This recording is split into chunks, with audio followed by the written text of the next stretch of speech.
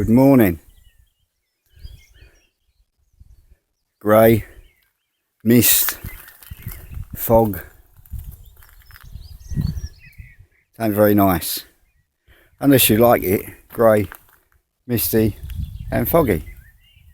In which case it's lovely. Personally, I could give it a swerve.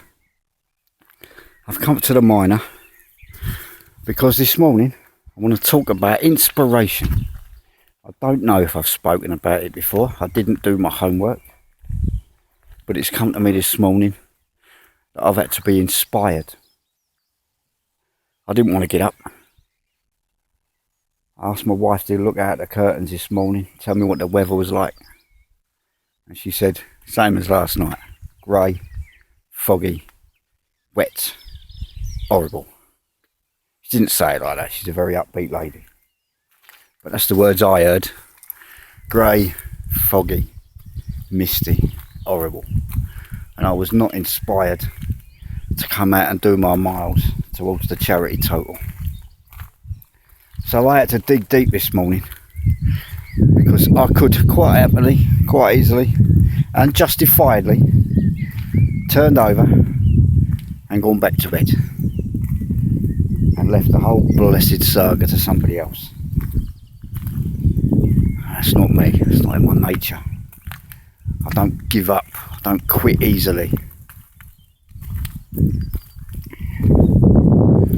So, I dug back to people from my history. And I thought I might share one or two with you. Oops, that's me glove in the way of the screen thing there. Lens. Screen thing. I'm bright, me. Now, go back in time a bit to a man called Ignatius of Loyola. Loyola is a place in Spain, at the end of the Pyrenees, just on the border with France. Now this man, Ignatius of Loyola, later became canonised, which means he was made a saint by the old Catholic Church. But it's not about that. What inspired me about learning about this man's story was that the man was a prolific womanizer, prolific drinker, prolific gambler. He used to fight and he used to win. And he was in the army. Being a part of the nobility of that region, commanded troops. And in one of the various scraps with the French, because it wasn't only the English that fought the French, you know. In one of those battles with the French, they launched a cannonball. They launched several thousand, but this one had Ignatius's name on it. And it came over the battlements and through his legs. Smashed them to smithereens. Now this is a long time ago. There was no NHS. There was none of that going on. No clever prostheses. And they didn't chop his legs off, because that would have killed him back then. They left him to be a cripple. Not a very PC word now. But when you are one, you can call yourself what you want. Alright. So keep your PC. Leave the statues alone. That's enough said. Now, Ignatius went into a bit of a pit of depression even, as many of us do when we're broken, when we're down, when we think our lives are over. And he did. He went back to his family castle. They had one of them, and he took to reading. During the course of that reading, he had a epiphany, a religious experience. And although he wasn't a practicing Christian as such, he couldn't stand the church. He thought there was a bunch of hypocrites, and he knew something had to be changed, to be different, to bring spirituality into the thing and not religion.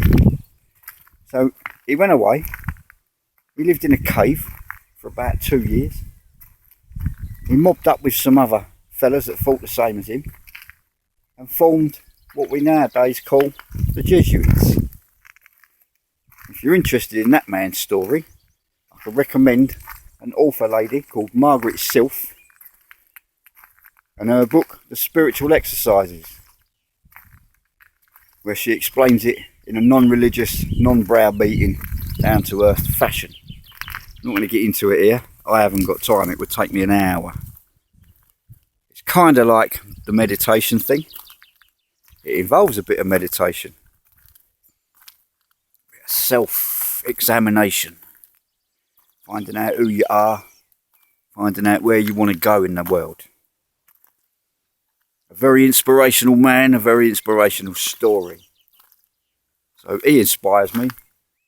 When I get down, I think of him quite a lot. I think, come on, Ed. He wouldn't give up. He wouldn't close the curtains and go back to bed. He'd get up, walk about on them branches what he'd fashioned into walking sticks. And he'd go and do his thing and get on with his day, wouldn't he? So that's one. And another one. He was also, in nature, quite an unpleasant person, to be honest. Same as Ignatius. Bit of a, what do I call it? An individual. Douglas Bader. Most of us have heard of Douglas Bader. Reach for the sky. The story of the man who lost both his legs in a plane crash. And it has to be said, in a plane crash that was his own fault. He was showing off. And it went wrong. His little stunt went wrong and he crashed. But he didn't give up. They told him he'd never walk again. He walked again. They told him he'd never fly again. He flew again. They told him lots of things. It's funny that word they, isn't it? They say. Well, maybe they need to clear off out of it, eh? Because they like to ruin people's lives with telling you. Right. So Douglas Bader's another one. And this week, I've come across another fella who's inspired me and is inspiring me. I've been in contact with him this week. Mark Ormrod. West Country lad. Was in the military. And he was the first triple amputee to come out of Afghan. Yeah, I said that right, folks. Triple amputee. Both legs gone above the knee. Properly gone. And his right arm gone at the shoulder. Or near as damn it. Now that man, alright, he went through his trials.